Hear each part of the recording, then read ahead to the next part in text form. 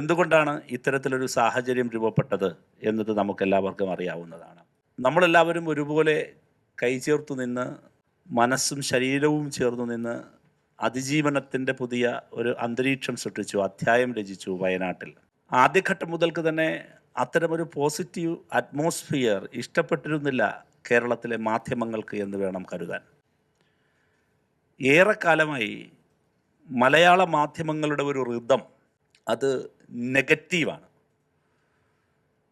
വിവാദങ്ങളാണ്. ആ വിവാദ പരിസരമാണ് നമ്മുടെ ഒരു അടിസ്ഥാനപരമായ ടോണെന്നോ റിതമെന്നോ എന്നൊക്കെ നമുക്ക് പറയാവുന്നത്.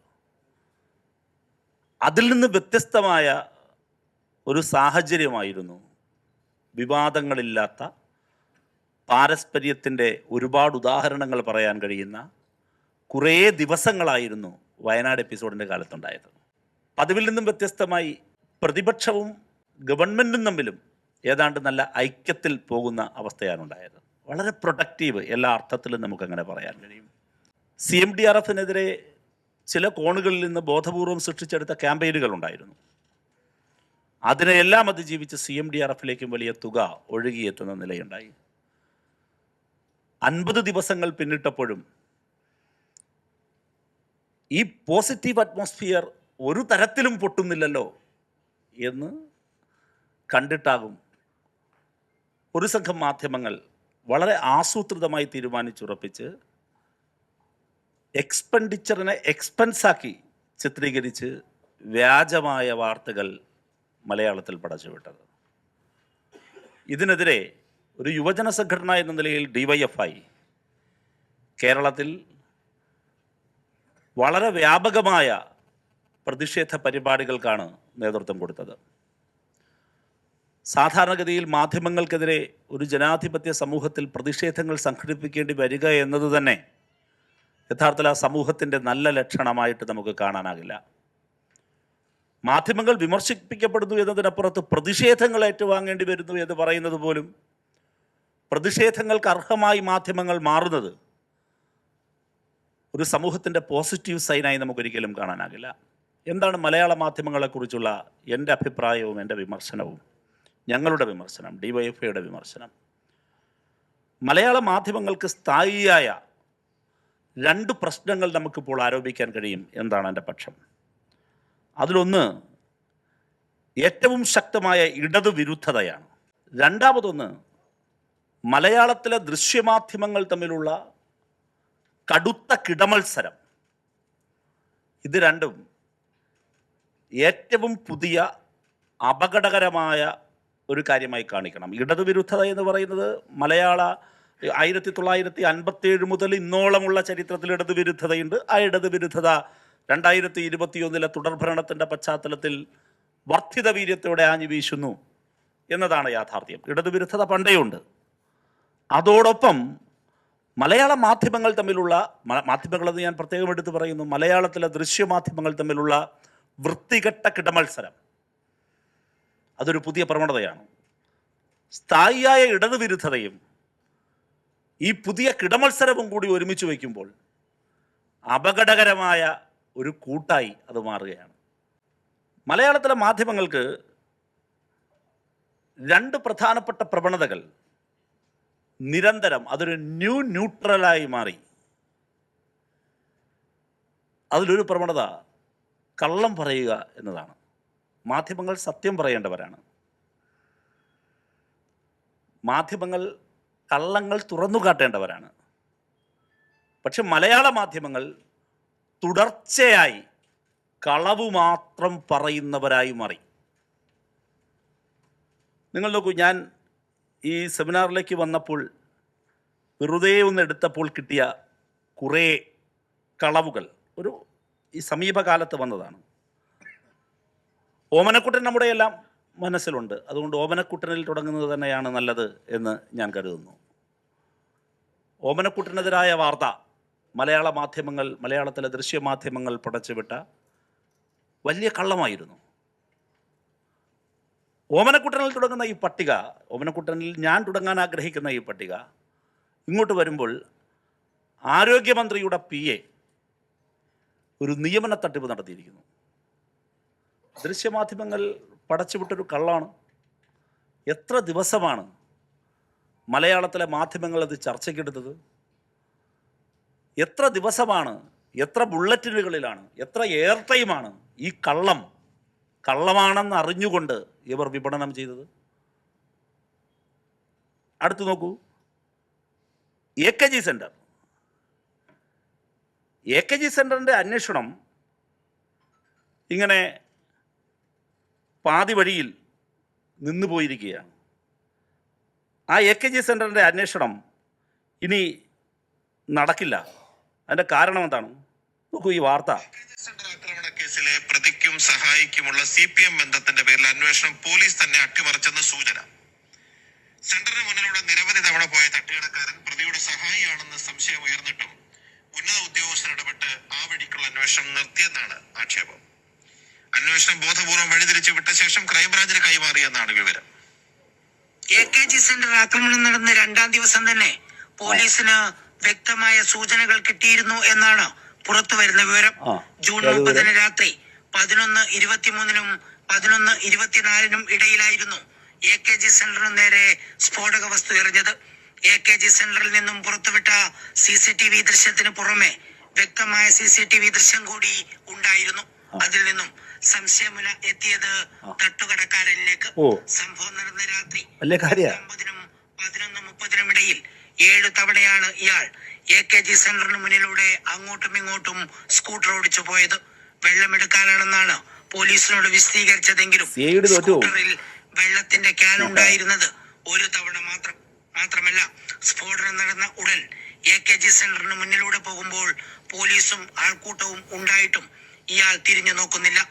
അങ്ങോട്ട് പോവാണ്. ഞാൻ അതിന്റെ ഒരു എത്തിച്ചു നൽകി അയാൾ എറിയുകയായിരുന്നു എന്ന നിഗമനത്തിലായിരുന്നു പോലീസ് എത്തിയത്. തട്ടുകടക്കാരന്റെ പ്രാദേശിക CPM ബന്ധം തിരിച്ചറിഞ്ഞതോടെ ആ വഴിക്കുള്ള അന്വേഷണം നിർത്താൻ ഒരു ഉന്നത പോലീസ് ഉദ്യോഗസ്ഥൻ നിർദ്ദേശിച്ചു. തട്ടുകടക്കാരന്റെ ഫോൺ രേഖ തന്നെ ഉന്നത ഉദ്യോഗസ്ഥർ കൂടുതൽ പരിശോധനയ്ക്ക് വിടാതെ ഒളിപ്പിച്ചു. നിങ്ങൾ ആലോചിക്കണം, കുറച്ചുകൂടി ഉണ്ട് അതിൻ്റെ വോയിസ് ഓവർ. ഏഷ്യാനെറ്റിൻ്റെ ചാനലിൽ അന്ന് ഏഷ്യാനെറ്റിൽ റിപ്പോർട്ടറായിരുന്ന പ്രസാദ് എന്ന് പറയുന്ന ഒരു റിപ്പോർട്ടർ അയാളുടെ വാർത്തയായി കൊടുത്തതാണ്. യാഥാർത്ഥ്യവുമായി പുലബന്ധമുണ്ടോ? ഇത് സത്യമാണോ കള്ളമാണോ? ഏത് കാറ്റഗറിയിലാണ് പെടുത്താവുന്നത്? ലക്ഷണമൊത്ത കള്ളം. മാധ്യമങ്ങൾ സത്യം പറയേണ്ടവർ കള്ളം പടച്ചെടുത്ത് ഒരു കള്ളം ഉൽപ്പാദിപ്പിച്ച് വിതരണം ചെയ്യുന്നു. എന്താ പറയാൻ ശ്രമിച്ചത്? കേരളത്തിലെ AKG സെൻറ്റർ എന്ന CPIM-ൻ്റെ ആസ്ഥാന കേന്ദ്രം, ഹെഡ്ക്വാർട്ടർ, ആ ഹെഡ്ക്വാർട്ടർ ആക്രമിച്ച കേസിൽ യഥാർത്ഥത്തിൽ CPM തന്നെ ആസൂത്രണം ചെയ്തൊരു പദ്ധതിയാണെന്നും CPM-ൻ്റെ നേതൃത്വത്തിലുള്ള ഗവൺമെൻറ് കേരളത്തിൽ ഭരിക്കുമ്പോൾ അതിൻ്റെ ആഭ്യന്തര വകുപ്പ് അത് തിരിച്ചറിഞ്ഞ് ആ അന്വേഷണം അവസാനിപ്പിച്ചിരിക്കുന്നു. പേരിന് വേണ്ടി അത് ക്രൈംബ്രാഞ്ചിന് കൈമാറിയിരിക്കുന്നു. പിന്നീട് യഥാർത്ഥ പ്രതികളെ പിടിച്ചില്ലേ? ആർക്കാണ് ബന്ധമെന്ന് തെളിഞ്ഞില്ലേ? ഈ വാർത്ത പ്രക്ഷേപണം ചെയ്ത ചാനൽ, ഈ റിപ്പോർട്ടർ വേറൊരു സ്ഥാപനത്തിൽ ജീവിച്ചിരിപ്പുണ്ട്, പണിയെടുക്കുന്നുണ്ട്. ഈ മാധ്യമ സ്ഥാപനം ഇപ്പോഴും ജീവനോടെയുണ്ട്. 30 വയസ്സ് ഇന്നലെ ആഘോഷിക്കുകയും ചെയ്തു. പിറന്നാൾ ആഘോഷത്തിനിടയിലെങ്കിലും ഈ കൊടുത്ത വാർത്ത തെറ്റായി പോയി എന്ന് പറയാൻ എൻ്റെ നാവുയരാത്തത്? കള്ളം മാത്രം പറയുന്നു എന്നതിൻ്റെ തെളിവാണ്. തീരുന്നില്ല. ഹൃദ്യം പദ്ധതി ഏതാണ്ട് റിപ്പോർട്ടർ TVയുടെ അവരുടെ ഒരു ലോഞ്ചിങ് പ്രോഗ്രാം എന്ന നിലയിലാണ് ആ ക്യാമ്പയിൻ ഏറ്റെടുത്തത്. അവരുടെ ആദ്യത്തെ ഇൻവെസ്റ്റിഗേഷൻ സ്റ്റോറി ഹൃദ്യം പദ്ധതി എന്തായിരുന്നു? ശ്രീചിത്രയെ പോലും ഒഴിവാക്കി എന്നതായിരുന്നു സ്റ്റോറി. ശ്രീചിത്ര സ്വയം ഒഴിഞ്ഞുപോയതായിരുന്നു. ഞാൻ അതിൻ്റെ വിശദാംശങ്ങളിലേക്ക് പോകുന്നില്ല. അങ്ങേറ്റത്തെ കള്ളം. ഒരു കള്ളം 3-4 ദിവസം ആ കള്ളം പ്രക്ഷേപണം ചെയ്യുന്നു, പിന്നെ ആ കള്ളം അവിടെ ഇട്ടേച്ച് പോകുന്നു. അതിന്മേൽ തിരുത്തലില്ല, മാപ്പില്ല. തെറ്റായ ആ വാർത്ത അവരുടെ യൂട്യൂബ് ഉൾപ്പെടെയുള്ള സാമൂഹ്യ മാധ്യമ പ്ലാറ്റ്ഫോമുകളിൽ നിന്ന് അവർ ഡിലീറ്റും ചെയ്യുന്നില്ല. AKG സെൻറ്ററിൻ്റെ ഈ വാർത്ത ഇപ്പോഴും കിടപ്പുണ്ട് അവിടെ. ഹൃദ്യത്തിൻ്റെ വാർത്തകൾ അവിടെ കിടപ്പുണ്ട്. വരുന്ന തലമുറയിൽപ്പെട്ട ആളുകളൊക്കെ ഇത് കാണും. എത്ര കാലം കഴിഞ്ഞാലും. എത്ര പേരിലേക്കാണ് കള്ളം ഇന്നത്തെ കാലത്ത് വളരെ എളുപ്പത്തിൽ എത്തിച്ചേരാൻ കഴിയുക? ലോക കേരള സഭയുടെ എഡിഷൻ ന്യൂയോർക്കിൽ നടന്നപ്പോൾ മുഖ്യമന്ത്രിക്കൊപ്പം ഇരിക്കാൻ വേദി പങ്കിടാൻ 82 ലക്ഷം രൂപ കൊടുക്കണമെന്നായിരുന്നു ഒരു കള്ളം. സമീപകാലത്ത് വന്ന കള്ളമാണ് കെ ഫോൺ. കെ ഫോണിനെ സംബന്ധിച്ച് എത്രയെത്ര വാർത്തകളാണ് ഒരാഴ്ചക്കിടയിൽ, 1-2 ആഴ്ചക്കിടയിൽ കേരളത്തിലെ മാധ്യമങ്ങൾ ഒരുമിച്ച് എടുത്ത് പുറത്തുവിട്ടത്. ഒട്ടനവധി വാർത്തകൾ. എന്നിട്ട് അതിൻ്റെ കാര്യത്തിൽ എന്ത് പറ്റി? എന്തെല്ലാം കാര്യങ്ങളാണ് അന്ന് കൊടുത്ത വാർത്തകൾ. കെ ഫോൺ കരാറിൽ 36 കോടിയുടെ നഷ്ടമെന്ന് CAG. ഒരു ദിവസത്തെ വാർത്തയാണ്. നിങ്ങൾ നോക്കൂ, കെ ഫോൺ കരാറിൽ സർക്കാരിന് നഷ്ടം 36 കോടി. VD സതീശൻ്റെ സ്റ്റേറ്റ്മെൻറ്റ് വെച്ചുള്ള വാർത്തയാണ്. കെ ഫോൺ അഴിമതിയിൽ നേട്ടമുണ്ടായത് ആർക്ക്? അന്നത്തെ കൗണ്ടർ പോയിന്റ് ഡിസ്കഷൻ്റെ തലക്കെട്ടാണ്. ഇങ്ങനെ പോവുകയാണ് ഒട്ടനവധി കാര്യങ്ങൾ. ഇൻ്റർനെറ്റ് കിട്ടാത്ത സ്ഥലങ്ങളില്ലേ ആദ്യം കെ ഫോൺ സേവനം നൽകേണ്ടത്? ന്യൂസ് അവറിൻ്റെ ചോദ്യമാണ്. SRITക്ക് മുമ്പിൽ പൂർണ്ണമായും വഴങ്ങി K phone. K phone tender ഉറപ്പിച്ചതിലും ക്രമക്കേട്. കെ ഫോൺ പുറംകരാർ ബംഗളൂരു ആസ്ഥാനത്തുള്ള സ്വകാര്യ കമ്പനിക്ക്. ഇങ്ങനെ ഒട്ടനവധി. കെ ഫോൺ എങ്ങുമെത്താതെ ഇഴയുന്നു, 30% മാത്രം പൂർത്തിയായി. ഇങ്ങനെ തുടങ്ങുന്ന നെഗറ്റീവ് സ്റ്റോറികളുടെ ഒരു പരമ്പര വെറുതെ ഒന്ന് നമ്മൾ ഗൂഗിളിൽ സെർച്ച് ചെയ്താൽ കയ്യിൽ കിട്ടുന്ന കാര്യങ്ങളാണ്. ഇപ്പോൾ ഒടുവിൽ എന്തായി? ആ കെ ഫോൺ സംബന്ധിച്ച് ഈ പറയുന്ന വിവരങ്ങളുടെ എല്ലാം വെളിച്ചത്തിൽ ഹൈക്കോടതിയെ സമീപിച്ച പ്രതിപക്ഷ നേതാവിന് നല്ല തല്ല് കിട്ടി ഹൈക്കോടതിയിൽ നിന്ന്. ഹൈക്കോടതി കടലാസും പരാതികളുമെല്ലാം എടുത്ത് കൊട്ടയിലെറിഞ്ഞു, ചവറ്റ് കൊട്ടയിലെറിഞ്ഞു. ഏതെങ്കിലും ഒരു ചാനൽ VD സതീശൻ്റെ ഹർജി തള്ളിയത് വലിയ വാർത്തയായി പ്രക്ഷേപണം ചെയ്തോ? എന്ത് ചെയ്യാത്തത്? അടുത്ത കള്ളം നോക്കൂ. സഖാവ് P ജയരാജന് ബുള്ളറ്റ് പ്രൂഫിൻ്റെ കാർ. ഓർമ്മയില്ലേ? റിപ്പോർട്ടർ TVയിലെ ഒരു അവതാരക ആ ചാനലിലിരുന്ന് പറഞ്ഞതൊക്കെ ഓർമ്മയില്ലേ? ആദ്യം വേറെ ആരാണ് പുറത്തുവിടുന്ന വാർത്ത. എന്തൊരു കള്ളായിരുന്നു! ആ കള്ളം പറഞ്ഞതിൽ ഉളുപ്പുണ്ടോ? ആ കള്ളത്തെ ന്യായീകരിക്കാൻ വേണ്ടി പറഞ്ഞ മണ്ടത്തരങ്ങളിൽ ഉളുപ്പുണ്ടോ എന്തെങ്കിലും ഒരു കാര്യത്തിൽ? പിന്നെ നിങ്ങൾ കണ്ടോ? അതാണ് ഞാൻ പറഞ്ഞത്. കള്ളം ഇന്ന് ന്യൂട്രലായി മാറി മലയാള മാധ്യമങ്ങൾക്ക്. കോവിഡ് കൊള്ള 1500 കോടിയുടെ തട്ടിപ്പ് എന്ന് കള്ളം പറഞ്ഞല്ലേ? അതിനുവേണ്ടി കാണിച്ചെന്തൊക്കെയായിരുന്നു? സൺ ഫാർമ എന്ന് പറയുന്നൊരു ഫാർമസ്യൂട്ടിക്കൽ കമ്പനിയിൽ നിന്ന് PPE കിറ്റ് വാങ്ങിയിരിക്കുന്നു എന്നാണ്. സൺ ഫാർമയിൽ നിന്നല്ല, പലയിടത്തു നിന്നും വാങ്ങി. ഏത് സമയത്ത്? ആദ്യഘട്ടത്തിൽ, ദുരന്തമുഖത്ത്. അതെല്ലാം മറച്ചു വെച്ച് കള്ളങ്ങളുടെ ഘോഷയാത്ര. അതിലെന്തെങ്കിലും നിയമപരമായ സാധ്യതയുണ്ടോ? അതെവിടെയെങ്കിലും ഏതെങ്കിലും കോടതിയിൽ ഒരു നിയമപരമായ സ്ക്രൂട്ടണിക്ക് വസ്തുതയുടെ വെളിച്ചത്തിൽ ഈ പറയുന്ന വാർത്തയ്ക്ക് എന്തെങ്കിലും ഒരിക്കൽ സാധൂകരണം കിട്ടിയിട്ടുണ്ടോ? ഇല്ല. ജനങ്ങൾക്കിടയിൽ തെറ്റിദ്ധാരണ പരത്താൻ ബോധപൂർവം പടച്ചുണ്ടാക്കുന്ന നുണകളുടെ ഘോഷയാത്രകൾ നിങ്ങൾക്ക് വ്യാപകമായി കാണാൻ കഴിയും. ക്ലിഫ് ഹൗസിൽ പശുത്തൊഴുത്തിന് 42 ലക്ഷം. ആലോചിച്ചു. നമ്മളിതിനെ ആലോചിക്കില്ലേ? ക്ലിഫ് ഹൗസിൽ പശുത്തൊഴുത്തിന്, ക്ലിഫ് ഹൗസിലല്ല എവിടെ പശുത്തൊഴുത്ത് കിട്ടിയാലും 42 ലക്ഷം. ക്ലിഫ് ഹൗസിൽ ആ കാലയളവിൽ നടന്ന നിർമ്മാണ പ്രവർത്തനങ്ങളുടെ എല്ലാം കൂടി ഒരുമിച്ചുള്ള ചിലവാണിത്. പലതരത്തിലുള്ള നിർമ്മാണ പ്രവർത്തനങ്ങൾ. അതിനെ പശുത്തൊഴുത്തിലേക്ക് കൊണ്ടുവന്ന് കെട്ടി അതിനെ ഒരു വാർത്തയായി, നുണയായി, ശുദ്ധാസംബന്ധം പ്രചരിപ്പിക്കുക.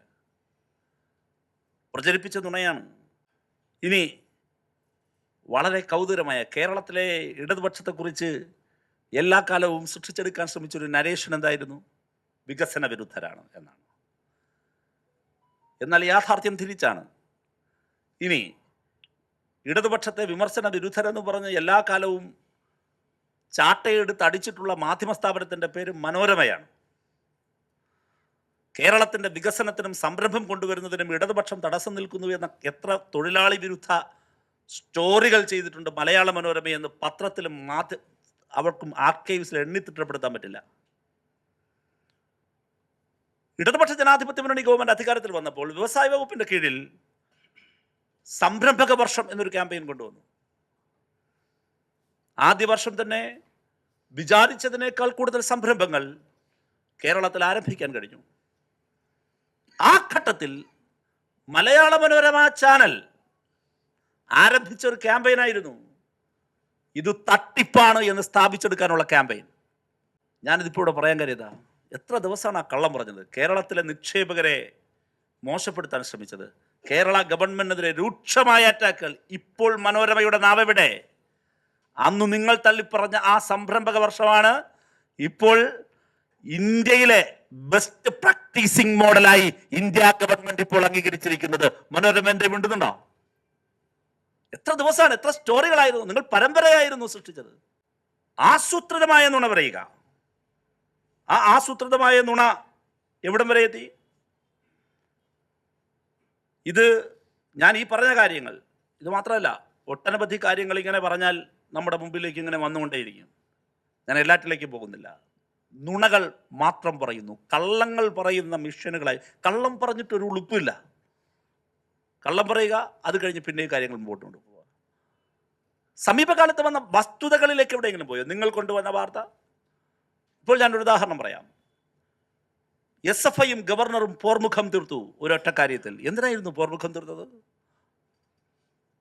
കേരള സർവകലാശാല ഉൾപ്പെടെയുള്ള കേരളത്തിലെ സർവകലാശാലകളെ ഗവർണർ RSS വൽക്കരണത്തിന് വിധേയമാക്കുന്നു. സിൻഡിക്കേറ്റിലും സെനറ്റിലേക്കും അദ്ദേഹത്തിന് ഇഷ്ടപ്പെട്ടവരെ നിയമവിരുദ്ധമായി നോമിനേറ്റ് ചെയ്യുന്നു. ഇതായിരുന്നില്ലേ പ്രകോപന കാരണം? കേരളത്തിലെ ഗവർണർക്കെതിരെ SFI വിഖ്യാതമായ പ്രക്ഷോഭത്തിന്, ചരിത്രത്തിൽ നിന്നും ഇടം തേടുന്ന മഹത്തായ പ്രക്ഷോഭത്തിന് നേതൃത്വം കൊടുത്തു. അതൊരു പരിധിവരെ തെരുവ് യുദ്ധത്തിലേക്ക് നീണ്ടു. ആ യുദ്ധമുഖത്ത് നിങ്ങൾ മാധ്യമങ്ങൾ ആരുടെ പക്ഷത്തായിരുന്നു? ഗവർണറുടെ പക്ഷമായിരുന്നില്ലേ? എന്നാൽ SFI ഉന്നയിച്ച കാര്യങ്ങളാണ് ശരിയെന്ന് ഈ കഴിഞ്ഞ ദിവസങ്ങളിൽ തുടർച്ചയായി വിവിധ കേസുകളിൽ ഗവർണർക്ക് കനത്ത തിരിച്ചടിയേറ്റ് SFI ഉന്നയിച്ച ചൂണ്ടിക്കാണിച്ച കാര്യങ്ങളൊക്കെ ശരിയാണെന്ന് ഹൈക്കോടതി വിധി പറഞ്ഞില്ലേ? ഞാൻ വിസ്താര ഭയത്താൽ ആ സ്റ്റോറികളുടെ ലിസ്റ്റ് എടുക്കുന്നില്ല, ഞാനത് സമാഹരിച്ച് വെച്ചിരിക്കുക. എത്ര സ്റ്റോറികളാണ് ചെയ്തത് SFIക്കെതിരെ ഗവർണറെ പുകഴ്ത്തിക്കൊണ്ട്? ഗവർണർ ഒരു വീരകേസരിയായി അവതരിപ്പിക്കുകയായിരുന്നു. അദ്ദേഹം RSSന് വേണ്ടി ചെയ്തതാണെന്നും നിയമവിരുദ്ധമാണെന്നുമുള്ള വസ്തുത ജനങ്ങളുടെ മുമ്പിൽ എത്തിക്കാൻ മാധ്യമങ്ങൾ ശ്രമിച്ചതേയില്ല. ഇനി ഹൈക്കോടതി അത് കണ്ടെത്തിയിട്ട് ആ വിവരം വേണ്ടത്ര പ്രാധാന്യത്തോടെ ഗവർണർ ഇങ്ങനെയാകരുത് എന്ന് പറയാൻ ഏത് മാധ്യമ സ്ഥാപനത്തിന്റെ എഡിറ്റോറിയൽ ബോർഡാണ് തയ്യാറായത്? അപ്പോൾ നിങ്ങൾ ആരുടെ പക്ഷത്താണ് എന്നൊരു ചോദ്യം വളരെ പ്രസക്തമാണ്. ഒട്ടനവധി കാര്യങ്ങൾ ഇതുപോലെ നമ്മുടെ മുമ്പിൽ ഇങ്ങനെ പറയാൻ വേണ്ടി കഴിയും. എൻ്റെ പ്രിയപ്പെട്ടവരെ, കള്ളങ്ങൾ പറയുക മാത്രമല്ല, വ്യാജ വാർത്തകൾ നിർമ്മിച്ചെടുക്കുകയും ചെയ്യുന്നു. അതിന് ഏറ്റവും വലിയ ഉദാഹരണം എന്താ? ഇവിടെ കുറേ നാളുകൾക്ക് മുമ്പ് 2022 ഓഗസ്റ്റ് മാസം 10 ഏഷ്യാനെറ്റ് ഒരു വാർത്ത റിപ്പോർട്ട് ചെയ്യുന്നു. സഹപാഠി ലഹരി നൽകി പീഡിപ്പിച്ചുവെന്ന് കണ്ണൂരിലെ 9ാം ക്ലാസ് വിദ്യാർത്ഥിനിയുടെ വെളിപ്പെടുത്തൽ. നിരവധി പേർ ചൂഷണത്തിനിരയായെന്ന് അതിജീവത. ഒരു വനിതാ റിപ്പോർട്ടറുടെ റിപ്പോർട്ടാണ്. ഓഗസ്റ്റ് 10, 2022 ഏഷ്യാനെറ്റ് തന്നെ പ്രക്ഷേപണം ചെയ്ത ഈ വാർത്തയിൽ ഒരു പ്രത്യേകത കൂടി കാണണം. അതിൽ ഇരയായ പെൺകുട്ടിയുടെ ശബ്ദം മാറ്റം വരുത്തിയിട്ടുണ്ടെന്ന് ഇൻട്രോയിൽ അവതാരക തന്നെ പറയുന്നുണ്ട്. വേറൊരു ശബ്ദമാണ് അതിൽ കേൾപ്പിച്ചത്. അത് യഥാർത്ഥ സംഭവമായിരുന്നു. അതിനെ അടർത്തി മാറ്റി 2022 നവംബറിൽ, അതേ വർഷം നവംബറിൽ, റോവിംഗ് റിപ്പോർട്ടർ എന്ന പേരിൽ ഏഷ്യാനെറ്റിലെ മറ്റൊരു മാധ്യമ പ്രവർത്തകൻ അയാൾ അവതരിപ്പിച്ച പരമ്പരയിലെ ഒരു എപ്പിസോഡിനിടയിൽ ഈ പഴയ ഈ വിക്ടിം, ആദ്യത്തേതിൽ ശബ്ദം കേൾപ്പിച്ചിരുന്നില്ലല്ലോ, ആ വിക്ടിമിൻ്റെ ശബ്ദം, ആ വിക്ടിമിന് പകരം വേറൊരു പെൺകുട്ടിയെ കൊണ്ടിരുത്തി. അതാണ് വിഖ്യാതമായ ഏഷ്യാനെറ്റിനെതിരായ പോക്സോ കേസ്. ഞാൻ പറഞ്ഞു വരുന്നത് ആ പോക്സോ കേസിലേക്ക് മാത്രമല്ല. ഒന്ന്, വാർത്ത നിർമ്മിച്ചെടുക്കാൻ വേണ്ടി ഒരു പ്രായപൂർത്തിയാകാത്ത ഒരാളെ കൊണ്ടിരുത്തി, ഒരു പെൺകുട്ടിയെ കൊണ്ടിരുത്തി ഒരു പുതിയ കഥ മെനയുന്നതിലേക്ക് വരെ കള്ളം പറയുകയല്ല, കള്ളം ഉൽപ്പാദിപ്പിക്കാൻ തുടങ്ങിയവർ. അതിനേക്കാൾ വളരെ കൗതുകരം, ഈ വാർത്ത പിടിക്കപ്പെട്ടല്ലോ, ഇത് പ്രശ്നമായല്ലോ, ഇത് വലിയ വിവാദമായല്ലോ.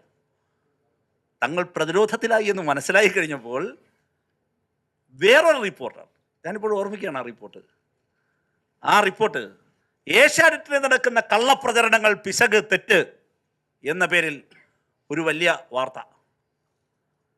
എന്നിട്ട് ഒരു രക്ഷകർത്താവ് എന്ന് പറയുന്ന ഒരാളെ കൊണ്ട് നിർത്തിയിരിക്കുകയാണ്. എന്നിട്ട് അയാളുടെ ബൈറ്റ് എടുക്കുകയാണ്.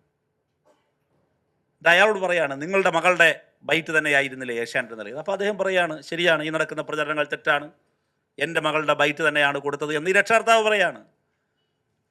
ഏതാ ഈ രക്ഷകർത്താവ്? ആദ്യം പറഞ്ഞ യഥാർത്ഥ വിക്ടിമില്ലേ, ആ വിക്ടിമിൻ്റെ രക്ഷകർത്താവാ. കേസ് ഏതാ? ആ വിക്ടിമിൻ്റെ ശബ്ദവും പുതിയൊരു ആളെ വ്യാജമായി കൊണ്ടിരുത്തിയതുമാണ് കേസ്.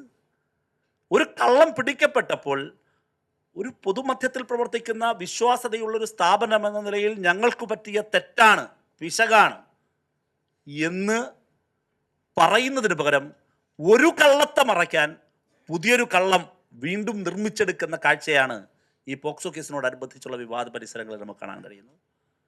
കിടമത്സരം അതിശക്തമാണ്. രണ്ടു തരം പൊട്ടിക്കലായിരുന്നു കേരളത്തിൽ മുമ്പുണ്ടായിരുന്നത്. പൊട്ടിക്കൽ എന്ന പദം മലയാളിക്ക് സുപരിചിതമാകാൻ തുടങ്ങിയത് അടുത്ത കാലത്താണ്. ഒരു പൊട്ടിക്കൽ എന്ന് പറഞ്ഞാൽ ഈ സ്വർണ്ണക്കടത്ത് പൊട്ടിക്കലാണ്.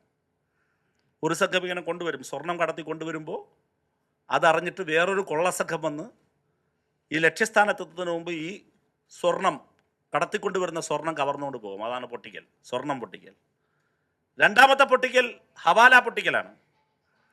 ഹവാല പണം ഒരിടത്തു നിന്ന് ലക്ഷ്യസ്ഥാനത്തേക്ക് കൊണ്ടുപോകുമ്പോൾ ഒരു കൂട്ടം ആളുകൾ, ക്രിമിനലുകൾ ചാടി വീണ് പാതി വഴിയിൽ വെച്ച് എവരെ നിന്ന് തട്ടിപ്പറിച്ചിട്ട് പോകും. കാര്യം കേസ് കൊടുക്കാൻ പറ്റില്ലല്ലോ, തട്ടിപ്പറിച്ചുകൊണ്ട് പോകും. ഇതാണ് ഹവാല പൊട്ടിക്കൽ. മൂന്നാമതൊരു പൊട്ടിക്കലുണ്ട്. ആ പൊട്ടിക്കൽ വാർത്താ പൊട്ടിക്കലാണ്. എന്താ വാർത്താ പൊട്ടിക്കൽ? നാളെ രാവിലെ 9 മണിക്ക് കേരളം ഞെട്ടും. ഇപ്പം അങ്ങനെയാണ്, നിങ്ങൾ കണ്ടിട്ടില്ലേ കാർഡ് വരുന്നത്? ഞെട്ടും, കുലുങ്ങും, അങ്ങനെയൊക്കെയാണ് വാർത്ത. എന്താ വാർത്ത വരുന്നത്? എന്നിട്ട് പറയും സെപ്റ്റംബർ 1 മനോരമ പ്രഖ്യാപനം നടത്തുന്നു. ഇക്കഴിഞ്ഞ സെപ്റ്റംബർ 1 നാളെ രാവിലെ മോർണിംഗ് ന്യൂസ്, ഒരു സിനിമാ നടിയുടെ വെളിപ്പെടുത്തൽ, എല്ലാവരും കാത്തിരിക്കൂ എന്നാണ്. ഞെട്ടും, നിങ്ങൾ ഞെട്ടാൻ പോവാണ്. നാളെ രാവിലെ ഞെട്ടാൻ രാവിലെ തയ്യാറായി എണീറ്റിരിക്കണം. ടി വിയുടെ മുമ്പിൽ, മനോരമയുടെ മുമ്പിൽ ട്യൂൺസ്. എന്തിനാണ് ഞെട്ടാൻ? ഈ ഞെട്ടാൻ വേണ്ടി ഇവർ എടുത്തു വച്ചിരിക്കുന്ന വാർത്ത ഏതാണെന്ന് മനസ്സിലാക്കി തലേ ദിവസം രാത്രി, ഈ കാർഡ് വന്നതിന് ശേഷം രാത്രി 9 മണിയോടുകൂടി ഏഷ്യാനെറ്റ് കയറി ഈ വാർത്ത അടിച്ചു. വാർത്ത പൊട്ടിക്കൽ. ഇത് ഒരൊറ്റപ്പെട്ട സംഭവമല്ല. അപ്പോൾ രാവിലെ പിന്നെ ഞെട്ടാനുള്ള വാർത്ത തലേദിവസം വന്നു. ഏത് ടെലിവിൻ്റെ അടുത്ത് ഏഷ്യാനെറ്റ് പുറത്തിട്ടു. അടുത്ത് തീരുന്നില്ല, റിപ്പോർട്ടർ ചാനലിലെ തിരുവനന്തപുരത്തെ ലേഖൻ, നമ്മുടെ പഴയ, ഞാൻ നേരത്തെ കേൾപ്പിച്ചയാൾ, ഞാൻ ആളുടെ പേരൊന്നും കൂടെ പറയുന്നില്ല, നാളെ രാവിലെ കേരളം നടുങ്ങും എന്നാണ്. കേരളം നടുങ്ങും, 9 മണിക്ക് കേരളം ഞെട്ടും. അപ്പോൾ എല്ലാവരും 9 മണിക്ക് റിപ്പോർട്ടർ ടി വിയിൽ എന്താണ് വീണ് പൊട്ടാൻ പോകുന്നത് നോക്കിയിരിക്കുമ്പോൾ വാർത്ത പൊട്ടിച്ചു. പൊട്ടിക്കൽ സംഘം വീണ്ടും ഇറങ്ങി. 7:30 ഏഷ്യാനെറ്റ് ആ വാർത്ത പൊട്ടിച്ചു.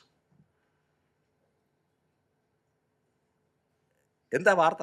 ആ വാർത്ത വളരെ കൗതുകമുള്ളൊരു വാർത്തയാണ്. ആ വാർത്ത ഒരു സംഘം പോലീസ് ഉദ്യോഗസ്ഥർ ചേർന്ന്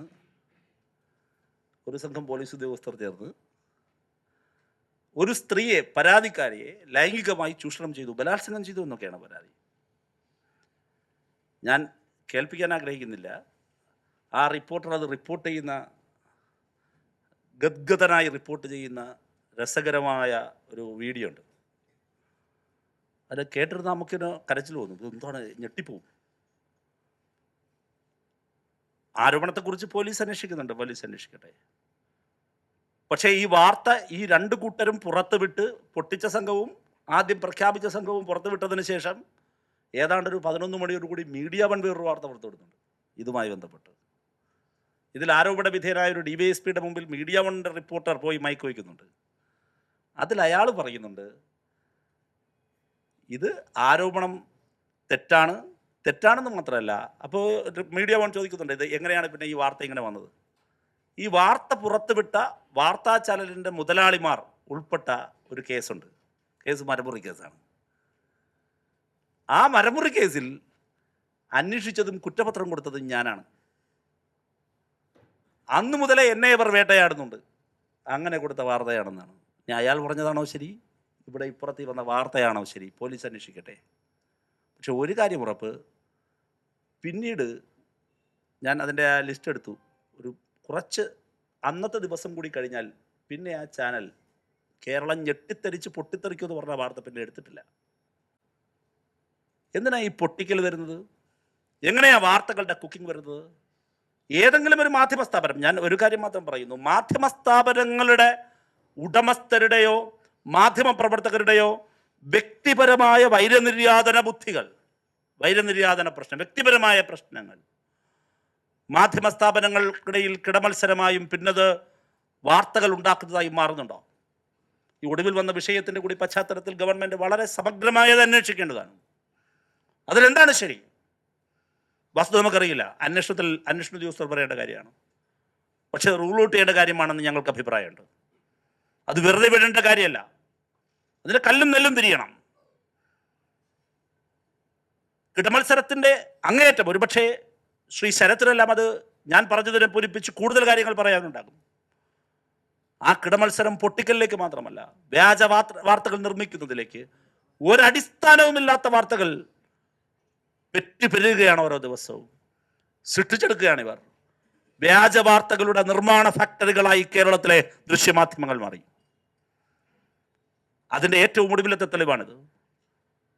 എക്സ്പെൻഡിച്ചറിനെ എക്സ്പെൻസാക്കി വാർത്ത കൊടുത്തു. ആര് കൊടുത്തു? ഏഷ്യാനെറ്റ് പുറത്തുവിട്ടു.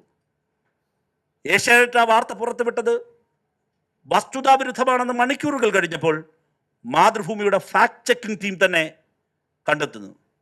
പക്ഷെ ദൗർഭാഗ്യമെന്നോണം മാതൃഭൂമിയുടെ അന്നു രാത്രിയിലെ സൂപ്പർ പ്രൈം ടൈം ചർച്ചയ്ക്കെടുക്കുന്നത് അതേ വാർത്ത. എന്ത് വൈരുദ്ധ്യമാണെന്ന് ആലോചിക്കുക.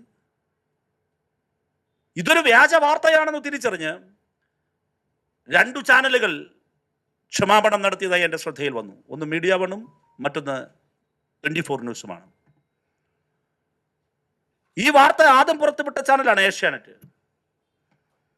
എന്തുകൊണ്ടാണ് ഈ നിമിഷം വരെയും ഇത് കളവാണെന്ന് തിരിച്ചറിഞ്ഞിട്ടും തൊണ്ടി സഹിതം പിടിക്കപ്പെട്ടിട്ടും പറ്റിപ്പോയൊരു തെറ്റാണ് എന്ന് ഇതുവരെ പറയാതിരുന്നത്? അതവരുടെ അഹങ്കാരം കൊണ്ട് മാത്രമാണെന്ന് ഞങ്ങൾ കരുതുന്നില്ല. ഇത് കള്ളമാണെന്നറിഞ്ഞ് ബോധപൂർവം നിർമ്മിച്ചെടുക്കുകയായിരുന്നു ഏഷ്യാനെറ്റ് വാർത്തയെന്ന് ഞങ്ങൾക്കതിലൂടെ വ്യക്തമാകും, കേരളത്തിനതിലൂടെ വ്യക്തമാകും. ഓരോ മാധ്യമ സ്ഥാപനത്തിന് രാഷ്ട്രീയമുണ്ട്. ആ രാഷ്ട്രീയം മറനീക്കി ഇന്ന് പുറത്തുണ്ട്. ഏഷ്യാനെറ്റിൻ്റെ മുതലാളിയുടെ താല്പര്യമെന്ത്? ആ മുതലാളിയുടെ താല്പര്യമാണ് ഏഷ്യാനെറ്റിൽ പ്രതിഫലിക്കുന്നത്. അത് BJPയുടെ നേതാവിൻ്റെതാണ് ഏഷ്യാനെറ്റ് ന്യൂസിൻ്റെ രാഷ്ട്രീയം. അത് രാഷ്ട്രീയമാണ്, കേരളത്തെ ഗുണപ്പെടുത്തുന്ന രാഷ്ട്രീയമല്ല.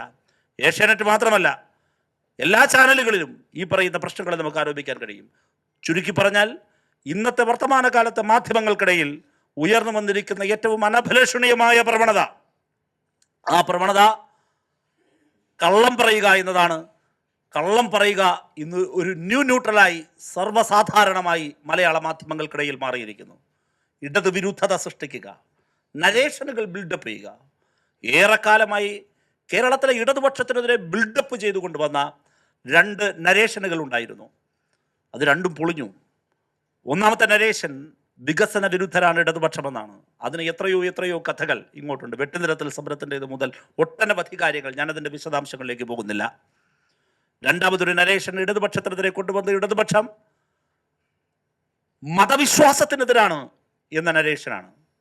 1957 അധികാരത്തിൽ വന്ന EMSന്റെ ഗവൺമെന്റിനെ പിരിച്ചുവിടാൻ കാരണമായ വിമോചന സമരത്തിലേക്ക് നീണ്ട വസ്തുതകളെക്കുറിച്ച് പഠിച്ചു പോകുമ്പോൾ നമുക്ക് കാണാൻ കഴിയും,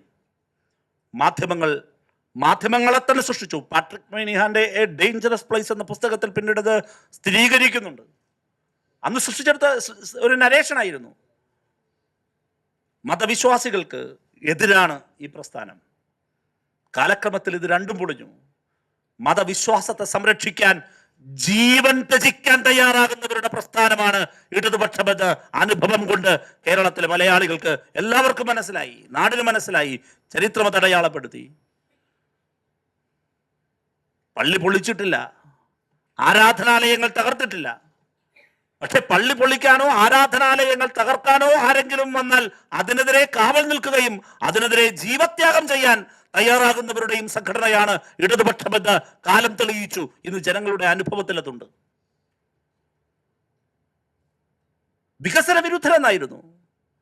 കേരളത്തിന്റെ ചരിത്രത്തിലെ എണ്ണിയാലൊടുങ്ങാത്ത മൈൽ സ്റ്റോണുകൾ എന്ന് പറയാവുന്നതെല്ലാം ഇടതുപക്ഷത്തിന്റെ സംഭാവനയാണ്. ആധുനിക വളർച്ചയുടെ അളവുകോൽ എന്ന് വിശേഷിപ്പിക്കാൻ കഴിയുന്ന കേരളത്തിലെ പാർക്കുകൾ, ടെക്നോ പാർക്കുകൾ, കൊച്ചിയിലെ ഇൻഫോ പാർക്ക് ഒഴികെ ബാക്കി മുഴുവൻ പാർക്കുകളും ആരംഭിച്ചത് ഇടതുപക്ഷ ജനാധിപത്യ മുന്നണി കേരളം ഭരിക്കുമ്പോഴാണ്. തിരുവനന്തപുരം ടെക്നോ പാർക്ക് ഉൾപ്പെടെ നമ്മളാണ് കൊണ്ടുവന്നത്. ഇനി ആ കൊച്ചിയിലെ ഇൻഫോ പാർക്കോ ചെറിയ കാശിന് അത് കുത്തകകൾക്ക് വിൽക്കാൻ ശ്രമിച്ചപ്പോൾ അതിനെതിരെ സമരം നടത്തിയെന്ന് മാത്രമല്ല, അത് പൊതുമേഖലയിൽ ഇന്നത്തെ നിലയിൽ അത് നിലനിർത്തിക്കൊണ്ട് അത് വിട്ടുകൊടുക്കാത്ത വിധം, കൊച്ചി ഇൻഫോ പാർക്ക് വിട്ടുകൊടുക്കാത്ത വിധം പഴയ കരാറിൽ നിന്നും മാറി അതിനെ സംരക്ഷിച്ചു നിർത്തിയതും ഇടതുപക്ഷം. അത് അവരുടെ കാലത്ത് ആരംഭിച്ചു എന്ന് പറഞ്ഞാൽ ആരംഭിച്ചോട്ടെ, അതൊഴികെ ബാക്കി മുഴുവൻ ഇടതുപക്ഷത്തിൻ്റെ കാലത്താണ്. ഞാൻ ഒട്ടനവധി കാര്യങ്ങൾ ഇങ്ങോട്ട് LBS, IHRD ഇടതുപക്ഷത്തിൻ്റെ സംഭാവനകളാണ്. വികസന വിരുദ്ധർ എന്ന് പറഞ്ഞു. ഇനി പോട്ടെ, ഇപ്പോൾ അത് പറയാനേ പറ്റില്ല. 2016 ശേഷം ഇങ്ങോട്ടുള്ള ഈ രണ്ട് ഗവൺമെൻറ്റുകളുടെ കാലത്ത് ദേശീയപാത വികസനം, GAIL pipeline, Edamon Kochi power project, കേരളത്തിൽ വിഴിഞ്ഞം തുറമുഖം യാഥാർത്ഥ്യമാകുന്നത്, സ്ഥലമേറ്റെടുക്ക്. നിങ്ങൾ ആലോചിച്ച് നോക്കൂ, കേരളത്തിൻ്റെ വികസനത്തിന്, അടിസ്ഥാന സൗകര്യ വികസനത്തിൻ്റെ ഏറ്റവും വലിയ തടസ്സം ഡെൻസിറ്റി കൂടിയ കേരളത്തിൽ സ്ഥലമേറ്റെടുക്കൽ ഒരു പ്രശ്നമായിരുന്നു എന്നതാണ്. 2016 മുതൽ ഇങ്ങോട്ടുള്ള പിണറായി വിജയൻ സർക്കാരിനെ ചരിത്രമടയാളപ്പെടുത്തുന്ന വിവിധ കാര്യങ്ങളിൽ ഏറ്റവും പ്രധാനപ്പെട്ടത് സ്ഥലമേറ്റെടുക്കൽ, ലാൻഡ് അക്വിസിഷൻ എന്ന പ്രശ്നത്തെ ശാശ്വതമായി പരിഹരിച്ച മുഖ്യമന്ത്രിയും ഗവൺമെന്റും എന്ന നിലയിലായിരിക്കും. കേരളത്തിന്റെ വികസനത്തിന് പുതിയ ദിശാബോധം പകർന്നു, വേഗത പകർന്നു. ദേശീയപാത അതോറിറ്റിയുടെ ദേശീയപാത വികസനം കാസർഗോഡ് ടു ട്രിവാൻഡ്രം നടക്കുമ്പോൾ ഒരിടത്തൊരു കേസ്, ലാൻഡ് അക്വിസിഷന്റെ കേസ് പെൻഡിങ്ങിലില്ല. എല്ലാവരും, കാരണം എന്താ, റീഹാബിലിറ്റേഷൻ്റെ പാക്കേജ് ഏറ്റവും വലിയ പാക്കേജായി റീഹാബിലിറ്റേഷൻ പാക്കേജ് കൊടുത്തു. ഇന്ത്യയിലെ വേറൊരു സ്റ്റേറ്റിലുമില്ല. ഞാൻ പറഞ്ഞത് വികസന വിരുദ്ധരെന്നത് നിൽക്കില്ല. അവരുടെ കൺമുമ്പിലുണ്ട് കിഫ്ബിയിലൂടെ വന്ന കോടിക്കണക്കിന് രൂപയുടെ വികസന പദ്ധതികൾ, അനുഭവങ്ങൾ. അതും നിൽക്കുന്നില്ല. ഇപ്പോൾ കൊണ്ടുവരാൻ ശ്രമിക്കുന്ന നരേഷൻ എന്താണ്? ഇപ്പോൾ കൊണ്ടുവരാൻ ശ്രമിക്കുന്ന നരേഷൻ ഈ ഗവൺമെൻറ് ധൂർത്തിൻ്റെ ഗവൺമെൻറ്റാണ് എന്നൊരു വ്യാജ നരേഷൻ സൃഷ്ടിച്ചെടുക്കാൻ ശ്രമിക്കുകയാണ്. ഈ സമീപകാലത്ത് വന്ന എല്ലാ വാർത്തകളിലും ആ നരേഷൻ ബിൽഡപ്പ് ചെയ്യാൻ ശ്രമിക്കുന്നത് കാണാൻ കഴിയും. വേറൊരു നരേഷൻ ആദ്യം ഫിക്സ് ചെയ്യുന്നു. ആ നരേഷൻ ആസ്പദമായ അതിന് ഉപോത്ബലകമാകുന്ന വാർത്തകൾ നുണകളിലൂടെ പിന്നെ ഉൽപ്പാദിപ്പിക്കുന്നു. അതാണ് നടക്കുന്നത്. രണ്ടാമത്തെ എന്താ, ഞാൻ ഈ വായിച്ചതിലെല്ലാം നിങ്ങൾക്ക് ഈ ധൂർത്തിൻ്റെ ഭാഗം കാണാൻ കഴിയും. യഥാർത്ഥത്തിൽ ധൂർത്താണോ? എന്ത് ധൂർത്താ? ഞാൻ അതിൻ്റെ വിശദാംശങ്ങളിലേക്ക് പോകുന്നില്ല. നരേഷൻ സൃഷ്ടിക്കാൻ ശ്രമിക്കുന്ന അതാണ്. അതിനാണ് ഈ വ്യാജ വാർത്തകൾ. രണ്ടാമതൊരു നരേഷൻ എന്താ, 1992 ശേഷം, ബാബറി മസ്ജിദിന്റെ തകർച്ചയ്ക്ക് ശേഷം, പിന്നീട് ഇങ്ങോട്ട് കേരളത്തിലെ മതന്യൂനപക്ഷ വിഭാഗങ്ങൾക്കിടയിൽ വലതുപക്ഷ രാഷ്ട്രീയത്തിലുണ്ടായിരുന്ന ആധിപത്യം തകർന്നു. ഇന്ത്യൻ ഇടതുപക്ഷത്തെ കേരളത്തിന്റെ മണ്ണിൽ നിലനിർത്തേണ്ടതിന്റെ ആവശ്യകത, ഇടതുപക്ഷത്തിന്റെ സാന്നിധ്യം കേരളത്തിൽ നിലയുറപ്പിച്ചിർത്തേണ്ട ആവശ്യകത ന്യൂനപക്ഷ വിഭാഗങ്ങൾക്കിടയിൽ ഉയർന്നു. ആ ന്യൂനപക്ഷങ്ങൾക്കിടയിൽ ഒരു നരേഷൻ ബിൽഡപ്പ് ചെയ്ത് കയറ്റുകയാണ്, പ്രചരിപ്പിക്കുകയാണ്. എന്താ പ്രൊപ്പഗാൻഡ? ഈ ഗവൺമെൻറ് RSS പക്ഷപാതമുള്ള ഗവൺമെൻറ്റാണെന്നൊരു നരേഷൻ ബിൽഡപ്പ് ചെയ്യാൻ ശ്രമിക്കുകയാണ്. ഇനി തിരിച്ച് ഹിന്ദു ജനവിഭാഗങ്ങൾക്കിടയിലോ നേരെ മറിച്ച് അത് മുസ്ലിം പക്ഷപാത ഗവൺമെൻറ്റാണ് എന്നൊരു നരേഷൻ ഉണ്ടാക്കിയെടുക്കാൻ ശ്രമിക്കുകയാണ്. ഈ നരേഷനുകൾ ബിൽഡപ്പ് ചെയ്യാനുള്ള നിരന്തരമായ സ്റ്റോറികൾ, ഗോസിപ്പുകൾ, വ്യാജ വാർത്തകൾ നിരന്തരമായി ഉൽപ്പാദിപ്പിക്കുന്നു. ഇടതുപക്ഷ വിരുദ്ധതയിൽ ജന്മമെടുത്ത കേരളത്തിലെ ആധുനിക മാധ്യമ വ്യവസായം, അങ്ങനെയാണ് പറയേണ്ടത്, ആധുനിക മാധ്യമ വ്യവസായം, അത് രൂപപ്പെട്ടത് ഇടതുപക്ഷ വിരുദ്ധതയിലായിരുന്നു. വിമോചന സമരത്തിൻ്റെ കാലത്ത് അവരുടെ ജന്മദശകമെന്ന് പറയാം. അവിടെ മുതൽ ഇങ്ങോട്ട് അത് കൂടുതൽ ശക്തിയോടുകൂടി പുതിയ നരേഷനുകൾ ബിൽഡപ്പ് ചെയ്യാൻ, അതിനുവേണ്ടിയുള്ള പ്രൊപ്പഗാൻഡ മിഷനുകളായി കേരളത്തിലെ ദൃശ്യമാധ്യമങ്ങൾ മാറുമ്പോൾ ഇതിനെതിരെ ഏറ്റവും ശക്തമായ ക്യാമ്പയിനുകളാണ് ഉയർന്നു വരേണ്ടത്. ഇവിടെ സോഷ്യൽ മീഡിയയിലൂടെ വൈകാരികമായി പലരും പ്രതികരിക്കുന്നത് കണ്ടു. ഇവരെയൊക്കെ എന്താണ് ചെയ്യാൻ കഴിയുന്നത്? ഗവൺമെൻറ് നമ്മുടേതല്ലേ, നിയമപരമായ നടപടി എടുത്തുകൂടെ? എന്ത് നിയമത്തിൻ്റെ കാര്യമാണ് പറയുന്നത്? ഏത് നിയമത്തെക്കുറിച്ചാണ് പറയുന്നത്? ഗുജറാത്ത് വംശഹത്യയെക്കുറിച്ച് പഠിച്ച എല്ലാ കമ്മീഷനുകളും കണ്ടെത്തിയൊരു കാര്യമുണ്ടറിയോ? ഗുജറാത്തിൽ കൾപ്രിറ്റ്സ് ആയിട്ട് വെച്ചിരിക്കുന്ന ഏറ്റവും അപകടകരമായ കുറ്റകൃത്യം ചെയ്ത 2 മാധ്യമങ്ങളുണ്ട്. അതിലൊന്നിൻ്റെ പേര് ഗുജറാത്ത് സമാചാറും മറ്റൊന്ന് ഗുജറാത്ത് സന്ദേശം എന്നാണ്. ഇവിടുത്തെ മനോരമയും ഇവിടുത്തെ മാതൃഭൂമിയും മുഖാമുഖം മത്സരിക്കുന്ന അവിടുത്തെ പ്രധാനപ്പെട്ട 2 പത്രങ്ങൾ. എന്തായിരുന്നു അവർ ചെയ്തത്? കലാപം ആളിക്കത്തിക്കാൻ പ്രാപ്തമായ വിഷലിപ്തമായ വ്യാജ വാർത്തകൾ നിരന്തരം കൊടുത്തുകൊണ്ടിരുന്നു. 2 പത്രങ്ങളും മത്സരിച്ചു കൊടുത്തു. 2 പത്രങ്ങളും കൊടുത്തു. പിന്നീട് അവരോട് ചോദിക്കുന്നുണ്ട്, നിങ്ങൾ എന്തിനാണ് ഈ കള്ളവാർത്തകൾ കൊടുത്തതെന്ന്. അപ്പോൾ പറഞ്ഞതെന്നറിയോ, ഞങ്ങൾക്ക് ഒരാൾക്ക് മാത്രമായിട്ട് നിർത്താൻ പറ്റില്ല എന്നായിരുന്നു. കാരണം ഇതിന് സ്വീകാര്യത കിട്ടുന്നു, സർക്കുലേഷൻ പ്രശ്നമാണ്. അപ്പോൾ സർക്കുലേഷനിൽ മത്സരിക്കുന്ന രണ്ട് മാധ്യമ സ്ഥാപനങ്ങൾ പറയുകയാണ്, നാടിനെ കത്തിച്ച വ്യാജ വാർത്തകൾ കൊടുത്തതിൽ ഞങ്ങൾ ദുഃഖിക്കുന്നു എന്നല്ല, മറിച്ച് ഞങ്ങൾക്ക് നിവർത്തിയേടായിരുന്നു, ഞങ്ങൾക്ക് നിർത്താൻ പറ്റില്ലായിരുന്നു, എങ്കിൽ ഞങ്ങളുടെ സർക്കുലേഷൻ താഴെ പോകുമെന്നായിരുന്നു. എക്സ്പെൻസിനെ എക്സ്പെൻഡിച്ചറാക്കി മാറ്റി, എക്സ്പെൻഡിച്ചറിനെ എക്സ്പെൻസാക്കി മാറ്റി ഏഷ്യാനെറ്റ് കൊടുത്ത വാർത്ത എന്തിന് മാതൃഭൂമിയും മറ്റ് ചാനലുകളും ക്യാരി ചെയ്തു ചോദിച്ചാൽ അവർ രഹസ്യമായി നമ്മളോട് പറയും, റേറ്റിംഗ് പ്രശ്നമാണ്, അവർ കൊടുത്തു, ഞങ്ങൾ കൊടുക്കാതിരിക്കാൻ പറ്റില്ല. ഞാൻ പറഞ്ഞത് ശിക്ഷിക്കണമെന്ന് പറഞ്ഞല്ലോ. ഗുജറാത്ത് സമാചാറിനെയും സന്ദേശിനെയും ഇന്ത്യയിൽ എവിടെയെങ്കിലും ശിക്ഷിക്കാൻ കഴിഞ്ഞിട്ടുണ്ടോ? അത് ഗുജറാത്തിലായതുകൊണ്ടെന്ന് പറഞ്ഞു പോകരുത്, നിയമങ്ങൾ അങ്ങനെയാണ്. അപ്പോൾ ചോദിക്കും, നിയമങ്ങൾ നിർമ്മിച്ചുകൂടെ? ഇല്ല. ഇടതുപക്ഷ ജനാധിപത്യ മുന്നണി ഗവൺമെൻറ് കാലത്ത് തന്നെ, ഒന്നാം ഗവൺമെൻറ് കാലത്ത്, പിണറായി സർക്കാരിൻ്റെ കാലത്ത് അങ്ങനെ ഒരു നിയമനിർമ്മാണത്തെക്കുറിച്ച് ആലോചിച്ചതല്ലേ? ഏത്? മാധ്യമങ്ങളെയല്ല, ഈ സ്ത്രീകൾക്കെതിരായിട്ടുള്ള വിഷലിപ്തമായ പ്രചരണങ്ങൾ നടത്തുന്ന, വ്യാജ പ്രചരണങ്ങൾ നടത്തുന്ന സോഷ്യൽ മീഡിയ പ്ലാറ്റ്ഫോമുകളെ, യൂട്യൂബ് ചാനലുകളെയെല്ലാം നിയന്ത്രിക്കുന്നുള്ളൊരു നിയമനിർമ്മാണത്തെക്കുറിച്ച് ആലോചിച്ചപ്പോൾ എന്തായിരുന്നു? കരുദീപം ഇടതുപക്ഷം ഉണ്ടാക്കുന്നു എന്നായിരുന്നു അന്ന് പ്രചരണം. അതുണ്ടാക്കാത്തത് കൊണ്ടാണ്. അത് തെറ്റായ നിലയിൽ മാധ്യമ സ്വാതന്ത്ര്യത്തിൻ്റെ മേൽ ഇത്തരത്തിലുള്ള നിയമങ്ങളൊന്നും ഇല്ലാതിരുന്നിട്ട് കൂടിയും സ്വതന്ത്രമായ മാധ്യമ പ്രവർത്തനം നടത്തുന്നതിൻ്റെ പേരിൽ ജയിലിൽ കിടക്കുന്ന പ്രബുദ്ധരായ നാടാണ് ഇന്ത്യ എന്ന് പറഞ്ഞു പോകരുത്. അപ്പോൾ നിയമങ്ങൾ, കരുനിയമങ്ങൾ ഉണ്ടാക്കിക്കൊണ്ടല്ല നമ്മളിതിനെ നിയന്ത്രിക്കേണ്ടത്, മറിച്ച് ജനങ്ങൾക്കിടയിൽ വ്യാപകമായ പ്രചരണം ഏറ്റെടുത്തുകൊണ്ടാണ്. മീഡിയ ലിറ്ററസി, എന്താണ് നുണ, എന്തിനാണ് നുണ വാർത്ത എന്ന രാഷ്ട്രീയം സ്വയം മനസ്സിലാക്കുകയും ജനങ്ങൾക്കിടയിൽ അത് ഉച്ചൈസ്തരം പറയുകയും വസ്തുത പറഞ്ഞ് പരമാവധി അവരെ ബോധ്യപ്പെടുത്തുകയും ചെയ്തുകൊണ്ട് മാത്രമേ നമുക്ക് അതിജീവിക്കാനാവുകയുള്ളൂ. അങ്ങനെ അതിജീവിച്ചതാണ് കേരളത്തിൻ്റെ ഇടതുപക്ഷത്തിൻ്റെ ചരിത്രം. അത് വിമോചന സമരകാലം മുതൽ നാളിതുവരെയുള്ള ചരിത്രം എടുത്താൽ അതിജീവിച്ച ചരിത്രം മാത്രമേ നമുക്ക് കാണാൻ കഴിയുള്ളൂ. ആ അതിജീവിച്ചതൊന്നും നിയമപരമായ എൻഫോഴ്സ്മെൻറ്റിലൂടെ ആയിരുന്നില്ല, മറിച്ച് അതിശക്തമായ ക്യാമ്പയിനിലൂടെയായിരുന്നു. സ്വയം മനസ്സിലാക്കുകയും ജനങ്ങളെ മനസ്സിലാക്കാനുള്ള ആയുധമായി നമ്മൾ ഓരോരുത്തരും സ്വയം മാറുകയും ചെയ്യുമ്പോഴാണ് ഈ പ്രക്രിയയിൽ നമുക്ക് ശരിക്ക് വിജയിക്കാൻ കഴിയുക എന്ന് വിനയപൂർവ്വം ഓർമ്മപ്പെടുത്തിക്കൊണ്ട് ഈ സെമിനാർ ഔപചാരികതയുടെ പേരിൽ തുടങ്ങിവെച്ച് ഞാൻ എൻ്റെ വാക്കുകൾ അവസാനിപ്പിക്കുന്നു.